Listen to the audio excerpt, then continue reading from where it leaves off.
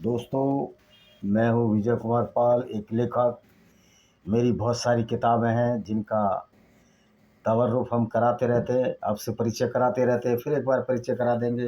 Panorama of Indian democracy, किस तरह कांग्रेस ने हिंदुओं को बर्बाद करने की कोशिश की, और ये हमारे हिंदू अभी भी नहीं समझ रहे।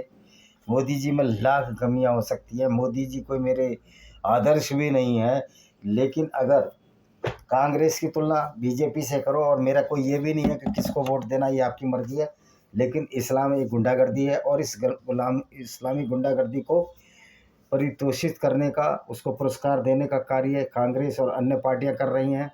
ये दूसरी किताब है, लेमेंट ऑफ शज्जार, किस तरह से अबू बकर अल बगदादी ने गैर मुस्लिम यजीदी औरतों के साथ बलात्कार किए, कुरान की आयतें पढ़ पढ़ कर। ये सब है, ये है डिस्क्रिमिनेटेड हिंदूज। ये भाई विजय कुमार पाल, ये किताब मैं आपको दिखाता रहता हूँ। और दोस्तों, आप अप्रूव कर रहे हो मेरा, मैं बहुत आपको धन्यवाद देना चाहता हूँ। इस चैनल को सब्सक्राइब भी करिए भाई, चैनल आगे जब भी बढ़ता है, वरना तो नहीं बढ़ता। ये शाश्वत पब्लिकेशन बिलासपुर है, इसको भी आप खरीद सकते हैं। और ये है इन्वेडर्स एंड हिडन फैक्ट। इस तरह 5 किताबें मेरी और है, मैं बताता रहता हूँ, आप उन किताबों को देखिए और ख़रीदिए।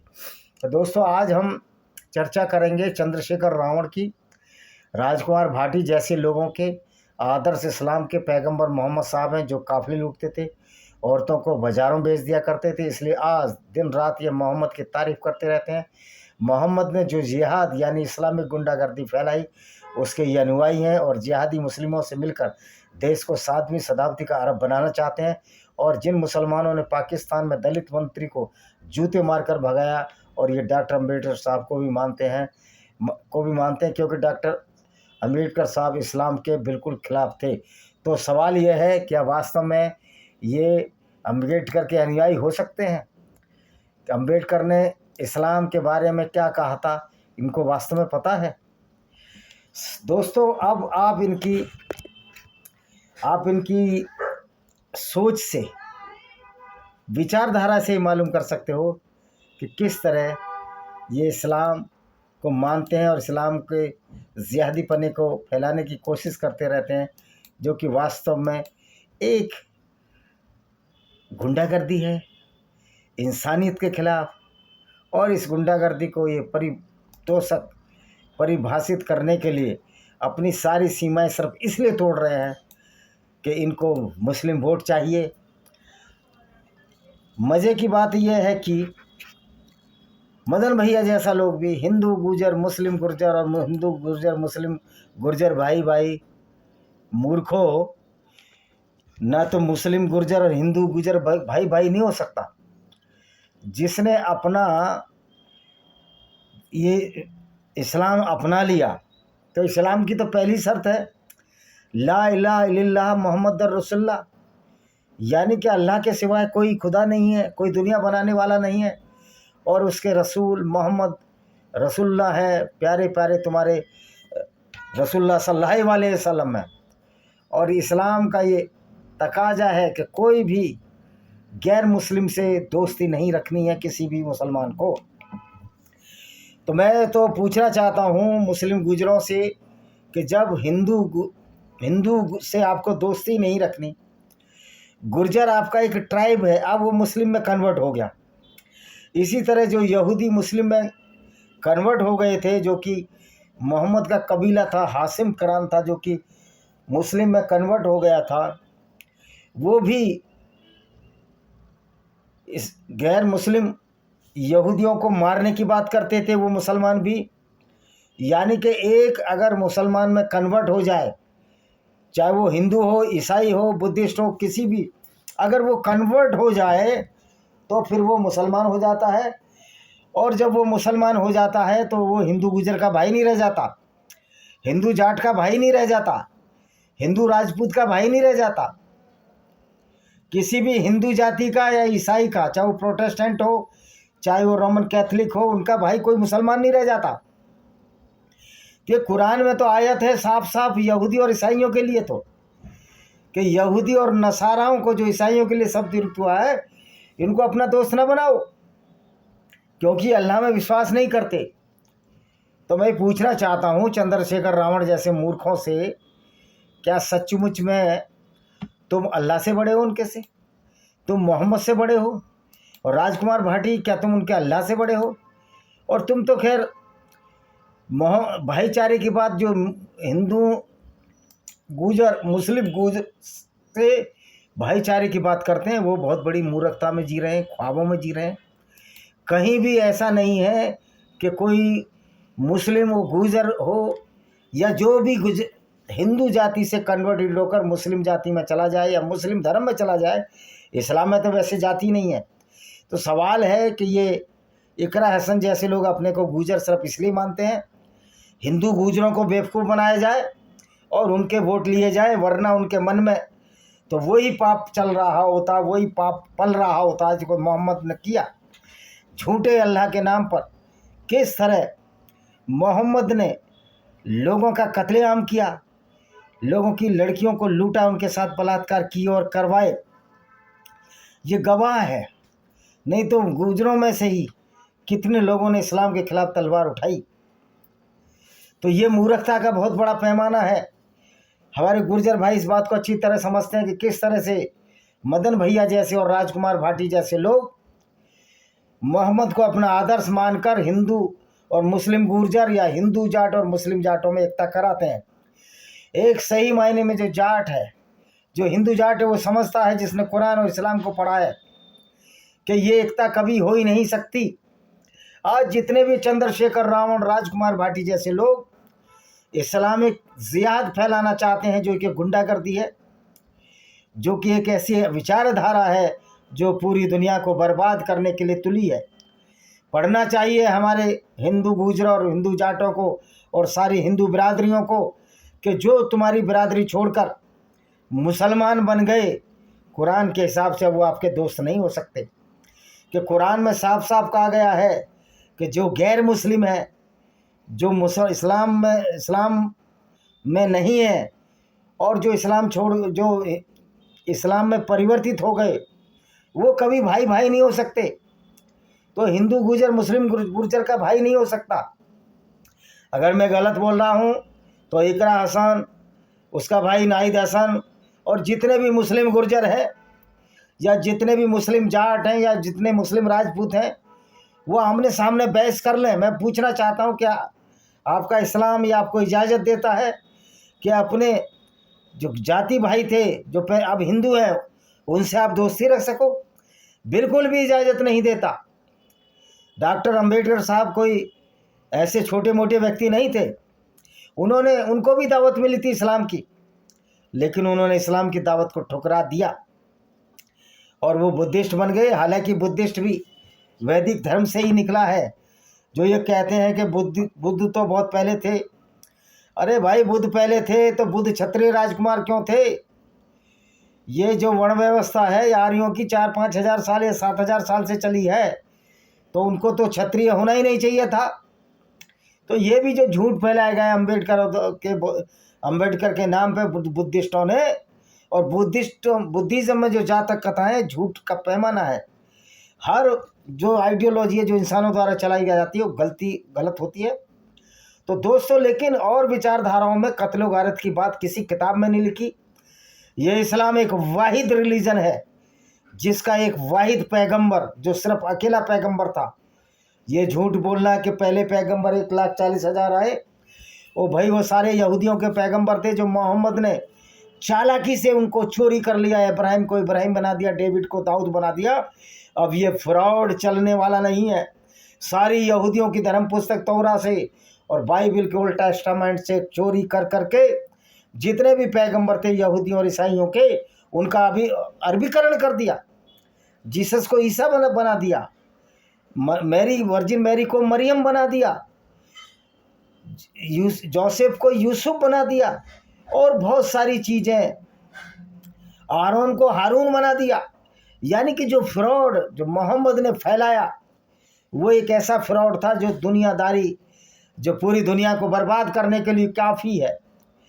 तो जो ये चंद्रशेखर रावण, रामकुमार भाटी जैसे मूर्ख लोग, जिनको पता ही नहीं है वास्तव में इस्लाम क्या है, और ऐसे मोहम्मद की तारीफ करते रहते हैं, जिस मोहम्मद ने पूरी ज़िंदगी काफ़िले लूटे, औरतों को गुलाम बनाया, औरतों को बाज़ारों में बेचा, औरतों को गिफ्ट में भी लिया, जिसमें एक मारिया अल किबतिया थी, जिसने कि मोहम्मद ने अल मकूकस क्रिश्चियन गवर्नर अलेक्जेंड्रिया के को चिट्ठी लिखी, इस्लाम फैलाओ। लेकिन मोहम्मद जानते थे, अल मकूकस जानता था कि मोहम्मद रंगीला रसूल है, औरतों का रसिया है। तो उसने 2 लड़कियां, जिसका नाम मैरी द कॉप्ट और एक उसकी छोटी बहन सिरीन को मोहम्मद को गिफ्ट कर दिया, और मोहम्मद इस्लाम फैलाना भूल गया।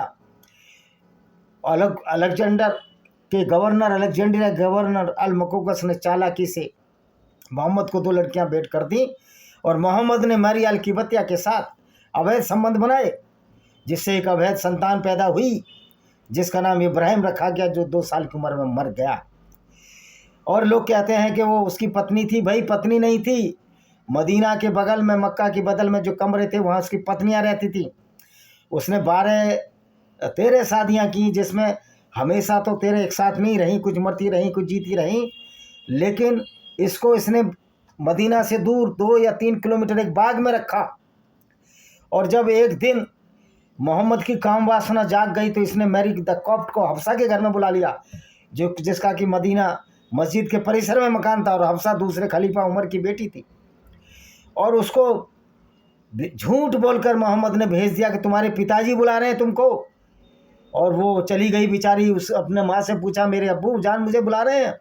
उसने कहा नहीं, वो तो काम पे गए, उन्होंने तुमको नहीं बुलाया। लौट कर आई, वो समझ गई थी मोहम्मद काम वासना का भूखा है, इस दरवाजे पे बैठी, और मारी अल किबतिया और ये दोनों हाँफते हुए बाहर निकले।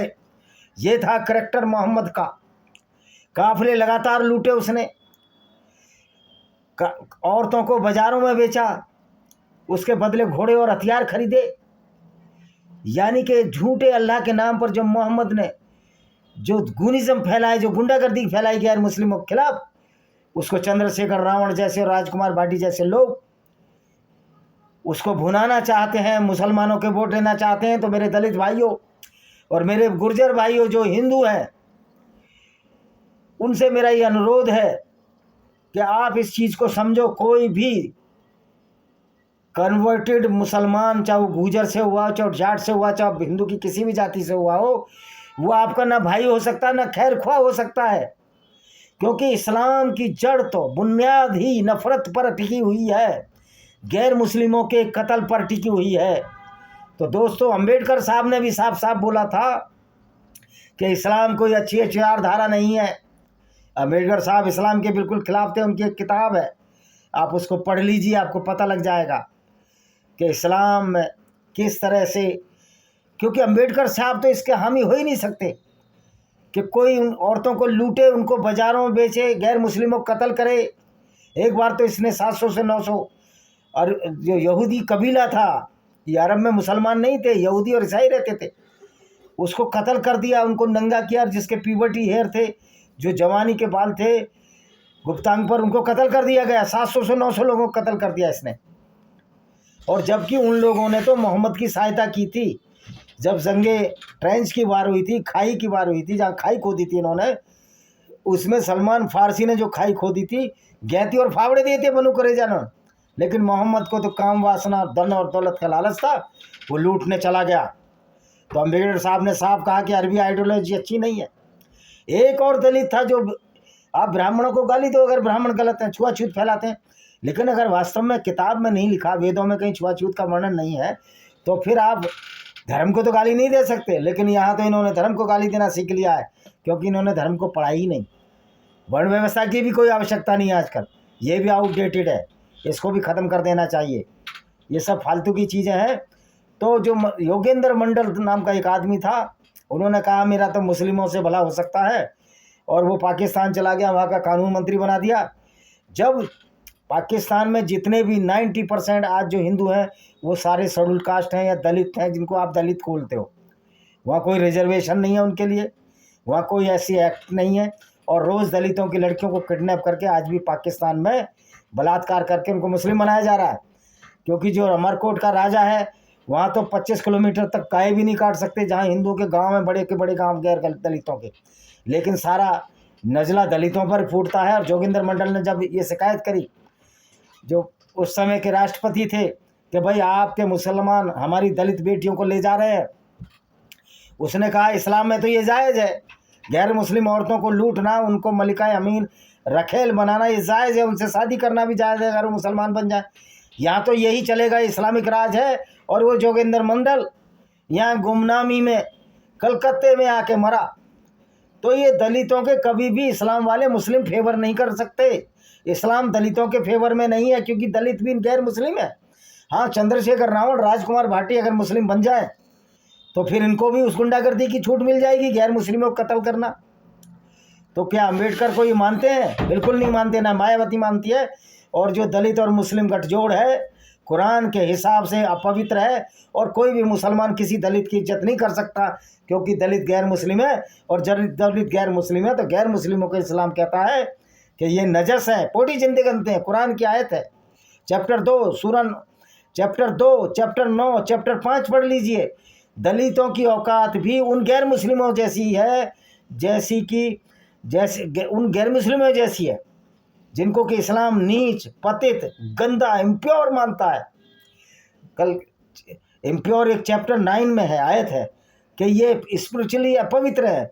यद्यपि स्पिरिचुअली कौन अपवित्र है, ये तो इनकी कुरान कहती है कि जब दूसरों को कत्ल करें, दूसरों को नीचा बताएं, तो अपवित्र तो ये लोग हैं।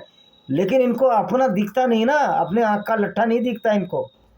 तो ये लोग जो इस्लाम का पैगंबर काफिले लूटे और उसको ये अपना आदर्श माने, ये राजकुमार भाटी और चंद्रशेखर रावण जैसे लोग, तो आप समझ सकते हो। लेकिन मुसलमान समझता है कि राजकुमार भाटी हो, चंद्रशेखर रावण हो, हमारी नज़र में वो काफिर है, काफिर वाजिब कत्ल है, और वो नीच है, नजस है, पोटी जितना गंदा है।